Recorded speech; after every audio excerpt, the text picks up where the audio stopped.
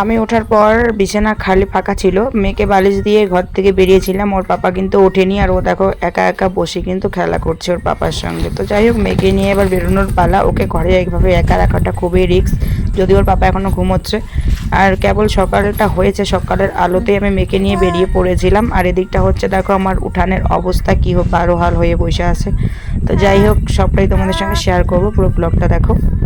Good morning everyone, welcome back to my channel Pompi lifestyle 100K। তো তোমরা সকলে কেমন আছো? আই হোপ সকলে খুব ভালো এবং সুস্থ রয়েছে। আমরা মেয়ে মোটামুটি ভালো, কারণ আমার মেয়ের প্রচণ্ড জ্বর কালকে রাত থেকে। এর জন্য কালকে রাত্রেবেলার ভিডিওটা কিছুই কন্টিনিউ করতে পারিনি, মাঝখানে ছেড়ে দিয়েছিলাম। আর এখন বাজে 7টা, এখন আমরা উঠে পড়েছি মেয়েকে ওষুধ খাওয়ালাম। খাওয়ানোর পরে এই যে টুনটুনিদের বের করলাম, গরু বের করলাম।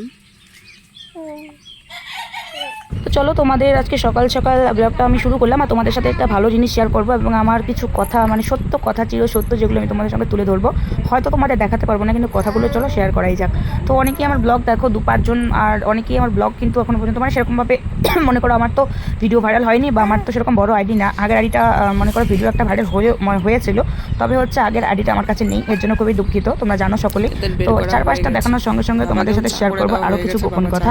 তার থেকে প্রথমত আমি বলতে চাই এই কথাটাই, যে যার মনে করো বাড়িতে নিজের ঘরেই শত্রু থাকে, এবং ঘরেই যার মনে করো খারাপ লোক মানে থাকে আর কি, আমার মনে হয় তার কোনো বাদ বাকি কোনো শত্রুর প্রয়োজন হয় না, যার ঘরেই এত কিছু। এটাই হচ্ছে সত্যি কথা।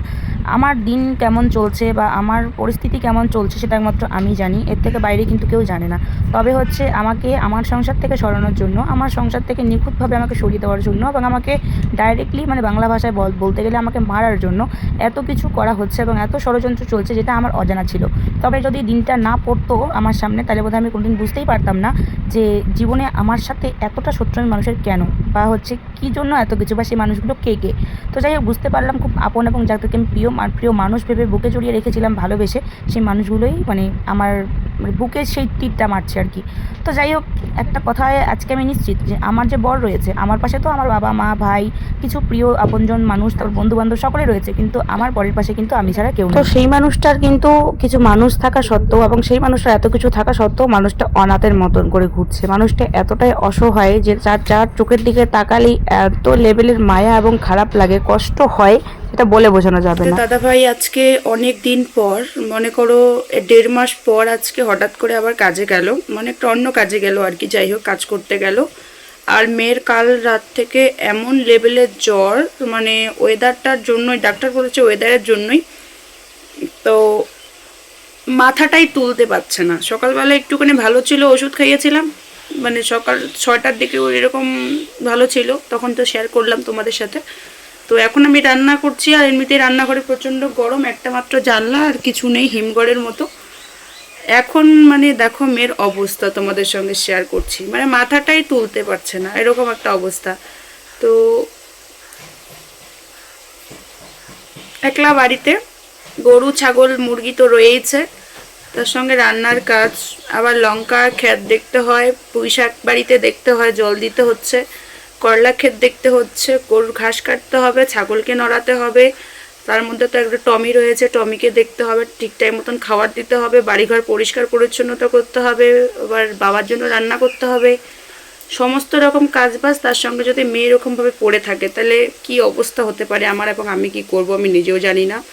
তো সবটাই তোমাদের সঙ্গে শেয়ার করব, তোমাদেরকে সাক্ষী রাখবো, তোমরা পুরোটা দেখো এবং আমার পাশে থেকো, আমাকে সাপোর্ট করো।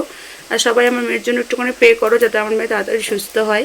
কারণ ওর এরকমটা দেখে ওর পাপা খেতে পারছে বা ভালোভাবে ঘুমোতে পারছে, আর না আমার অবস্থা, মানে এতটাই খারাপ হয়ে গেছে। আমি তো কাল রাত থেকে সন্ধ্যার পর থেকে আর কোনো কিছু খাইনি, তোমাদের সঙ্গে ব্লগটাও সেরকমভাবে শেয়ার করিনি।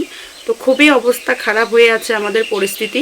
এরকমভাবে ওর পাপা কাজে যেতে চাইলো না, তবুও তো পরিস্থিতি কি বলবো, 4-5টা কিস্তি রয়েছে, দিতেই হয় সেটা। তো এই কারণে তো কাজে চলে গেল, আর আমার অবস্থা এখন দেখো, আমি একলা বাড়িতে খুব টেনশনে পড়ে আছি গাইস। তো চলো পুরোটাই তোমাদের সঙ্গে শেয়ার করবো, তোমরা দেখতে থাকো। তো এখন হয়েছে বিকেল 3:30, আর আমরা মেয়ে বেরিয়ে পড়েছি, একটুখানি ওই বাড়ি যাবো, ওই বাড়ি বলতে জেঠি শাশুড়ির বাড়ি। তো চলো, মেয়ের শরীরটা একটুখানি, জ্বরটা কমছে, চোখগুলো দেখো কীরকম হয়ে গেছে। আর আমি একটা অনেক পুরনো একটা ছেঁড়া নাইটি পরেছি, কিচ্ছু ভালো লাগছে না।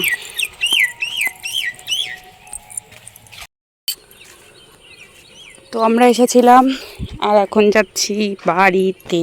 তো যাই হোক, এখান থেকে আমাদের বাড়িটা দেখা যাচ্ছে ভুট্টা ক্ষেতের মাথায়। চারিদিক খালি সবুজ আর সবুজ। ভিডিও করার জন্য কিন্তু প্লেসটা একদম অসাধারণ, দারুণ।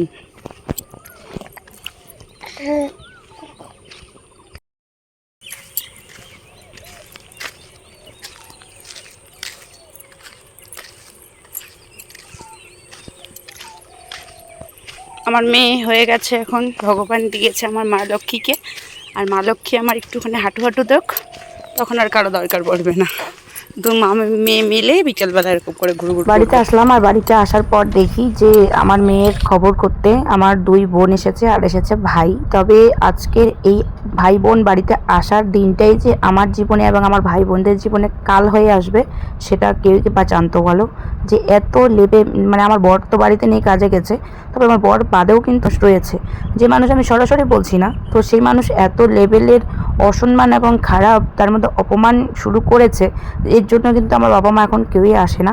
আর তার সাথে হচ্ছে ভাই আর বোনুরা এখন আসলো অনেক দিন পর এই বাড়িতে আসলো, যে মানে আমার মেয়ের খবর করতে।